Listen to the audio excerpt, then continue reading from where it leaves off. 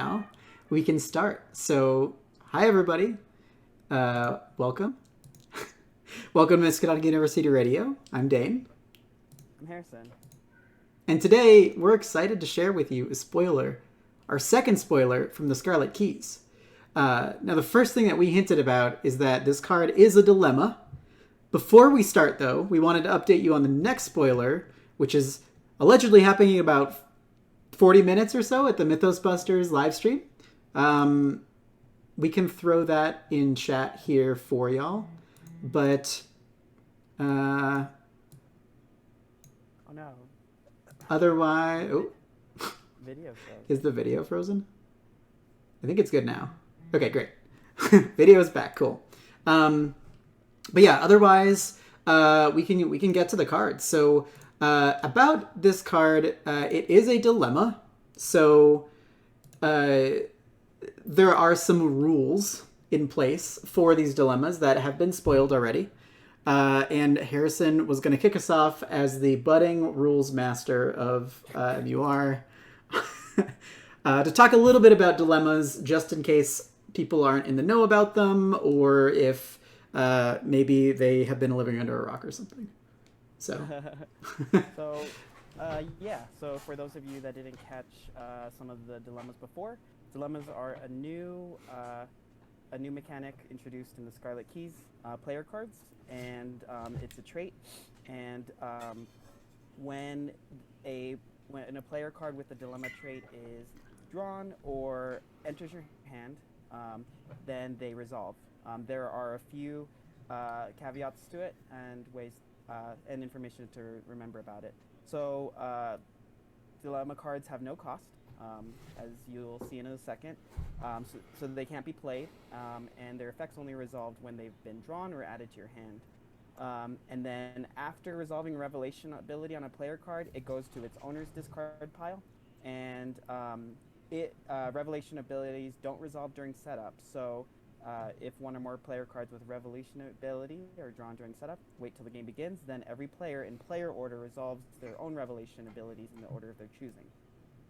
Now, player order is important because so far what we've seen is that you can resolve 2 dilemmas per round or time that dilemma pops. So if you draw a third dilemma after already resolving 2, it cannot be resolved. It is effectively a dead draw or dead draw in play. So, and player count matters. For example, if multiple players draw a dilemma during upkeep, and a third player draws the dilemma card, then you resolve them in player order up to, I guess, the third time where it would be a dead draw. So that's dilemmas for you. cool. So I think one of the other we'll talk about that in a sec. The grand reveal of the card we can move to now is Predator or Prey. So this is a Survivor level 0 card. It is an event, as most of the dilemmas probably are going to be. It's a tactic, is in addition to being a dilemma. Max 2 dilemma per round. Revelation, if there are no enemies in play, draw 1 card. Otherwise, you must decide. Choose 1. Each unengaged enemy moves once towards the nearest investigator, or each investigator disengages from each enemy engaged with them and moves once away from the nearest enemy. So real interesting stuff here. It's a tactic. Somebody already put Mark in there. Perfect. Pax has our true intentions in mind here, as you know, whenever Mark gets the good old tactic keyword thrown into something, it's always great. So we did a lot of thinking about this card and ways it could be played, decks it could be played in. I love, honestly, the fact that it is level 0, because it means that it can be splashed in a lot of different ways. It means that folks can play it. So kind of to get to that point, let's talk a little bit about synergies. And yes, per for 2004, I really do like the fact that this cantrips in the case that, you know, the conditions can't be met. It'll just draw a card and it's kind of okay. So it'll replace itself if that can't happen. Cool. general synergy cards, we kind of threw some on here. I was going to talk a little bit about like adaptable, because adaptable is something that I love as a rogue player. So this might be good for specific scenarios, and you can kind of cycle them in for those as you're kind of returning to different scenarios that you were going to. Things like Mr. Rook, no stone unturned, all of these things can pick them up fast, so out of your deck, and you can just have it happen. Whether or not the 5 experience no stone unturned card is worth pulling this card out, that's up to you. What about like Survivor stuff, Harrison? So, I mean, so far we've only seen the dilemmas in Survivor cards, but you know, it's pretty cool that there are a few synergies that you can do to pull this card out when you'd like. So, for example, you can do a resourceful to get a bunch of enemies off of you, or if you're kind of ready and don't want to get hunted on, you could pull enemies in towards you. Rita could use some of these tricks to kind of pull enemies away or draw them to her.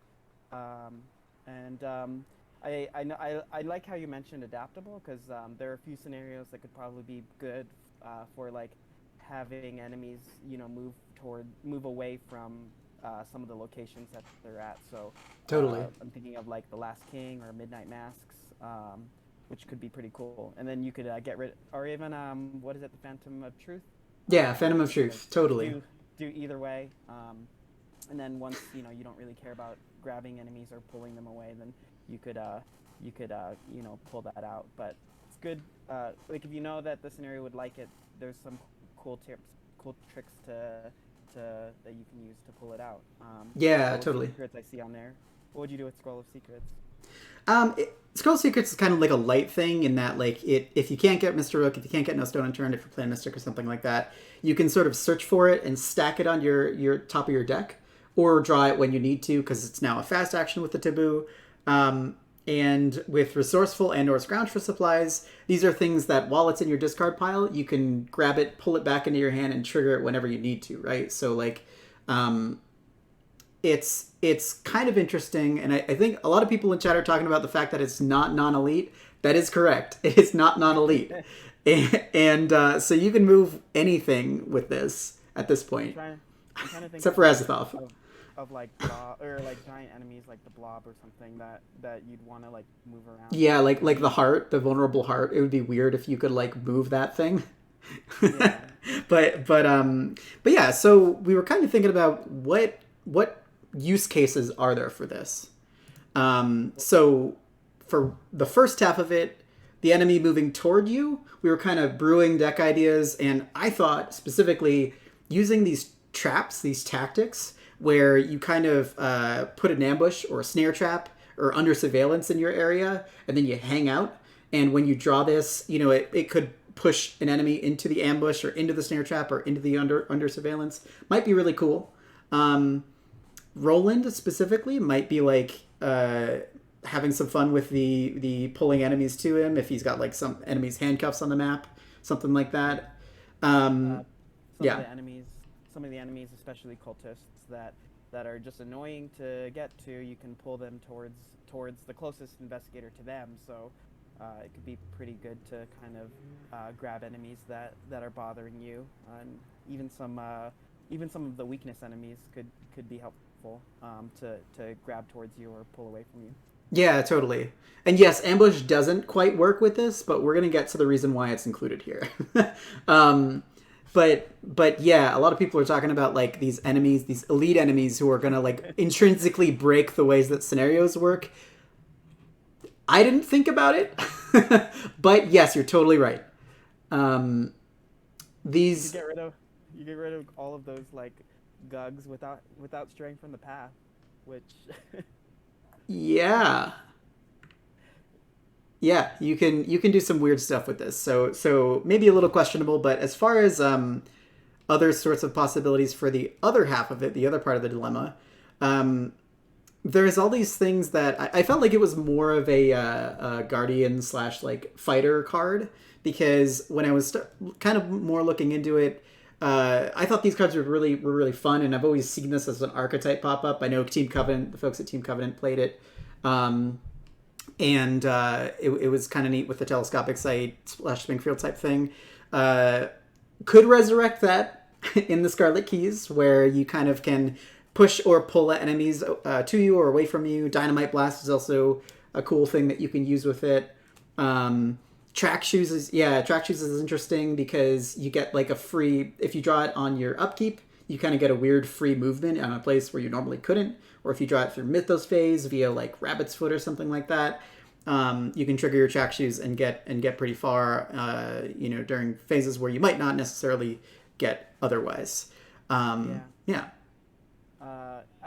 I think we both thought of Forgotten Age immediately whenever we saw this. Like, the Tindalos enemies usually go away at the end of the enemy phase, so if you pull this at the right time, you don't even have to worry about that enemy at all. Just getting all of the Vengeance enemies away from you is just perfect. I like the idea of using this card to make sure that there are no that you don't have to worry about enemies without like disengaging them or anything like that. It could be good in huge multiplayer too, because it just does so much. Totally. There's so many enemies that this could be working against, and I really think for that reason it's a really, really good adaptable card. But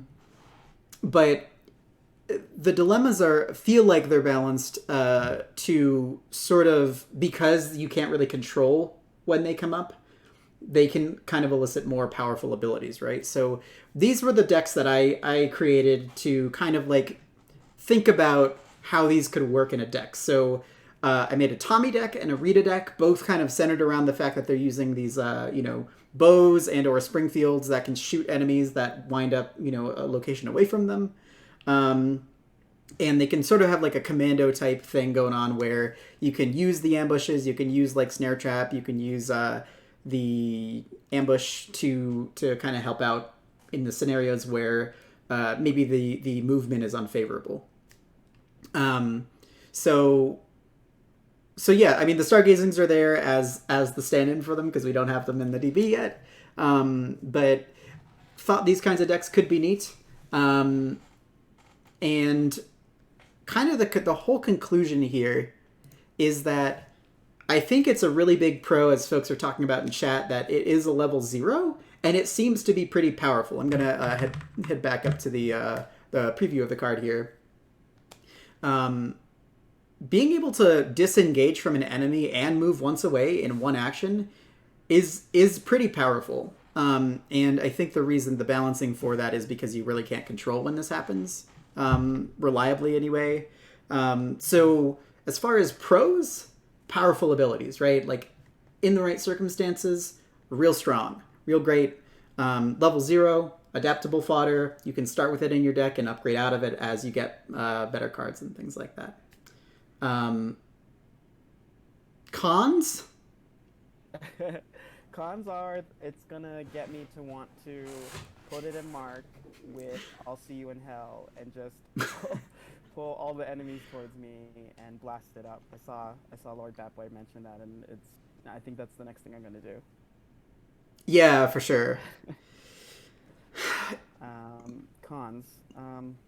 The other con is that this is another card, which the first letters are POP, meaning that we can't refer to Promise of Power as the only pop anymore. We've got Predator to play.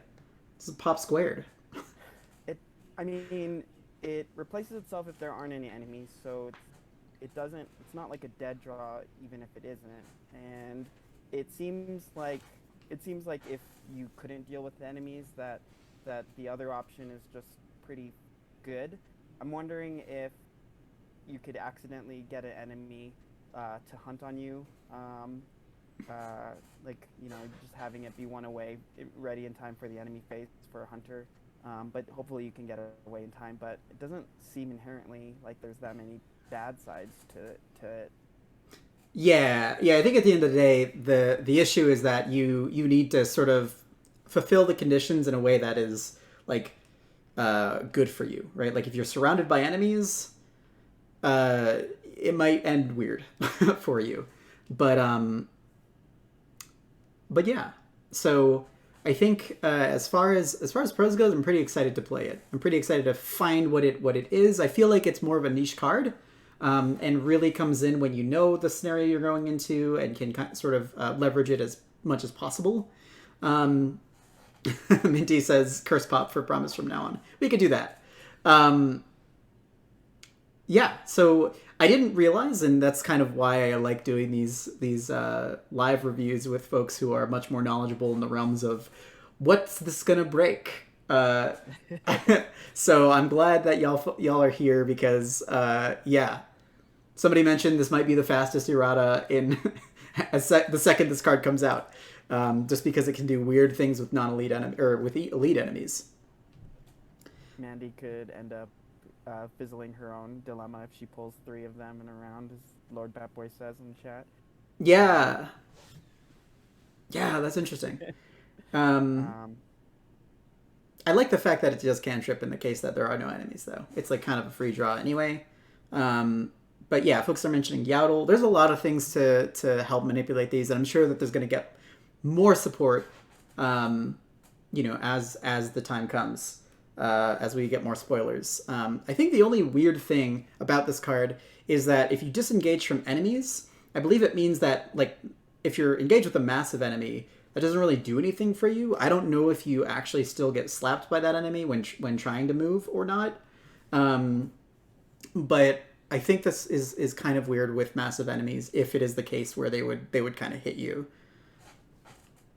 Mm-hmm. So yeah, I'm excited to see if we get more dilemmas. Like, so I think so far we've only seen them red, right? Yeah. Like, I don't know if that's going to be a class-specific thing, but I'm interested in seeing what the flavor would be like for the other dilemmas if we get them. Yeah, totally. I think these are really cool, and if they keep up with this sort of like power level, in that it's sort of balanced against the fact that you technically can't by themselves control when they come up. I would love to see more of these. Level 0 cards are like bread and butter for me. I love building new decks with them and tinkering things out, adaptabling things in. So yeah, totally. Yeah. Okay, Apathetic Plays says not an action, so no AOO from a massive enemy. So we're good there. Cool. Yeah, I just think it's pretty cool that, like, we're this far in the campaigns and we are even exploring a new type of card. It's like a kind of like a weakness, like a good weakness kind of thing, where it just it's a card with a revelation effect. That's like, I wouldn't have thought of that. That's so cool. Oh. Yeah, totally. I scooted Harrison's volume up because folks were saying they couldn't hear you. Oh. Thank you, chat. But yeah, so I'm excited to, again, build these decks. They're probably not going to be the first decks I build, as I'm pretty excited about Carson. I'm pretty excited about Kamani. But how do y'all feel about this dilemma? How are you going to use this card? How fast are your bets on when it's going to be errata? We're going to let you get to preparing for the Mythos Busters stream. We can throw that in chat real quick. Copy. Throw that away in chat. And so, folks, you've got about 20 minutes to hang out beforehand. Otherwise, let us know your thoughts. Come hang out with us on our Discord or email us at comments@mur.fm. When's our next spoiler again? You mentioned at the beginning. So the next, I didn't mention ours, but I mentioned that the next card that's spoiled will be the Mythos Busters redeeming it, or spoiling it in about 20 minutes from now. So I'm excited. Probably going to hop over there and hang out. And it's 2 cards, Preferred says. Fantastic. 3 cards in one night. Who can spoil at that speed? Heck yeah. Everybody, thanks for joining us here tonight. We had a lot of fun. Hope you enjoyed this card. And hope to see you over at the Mythos Busters server. We'll catch you next time.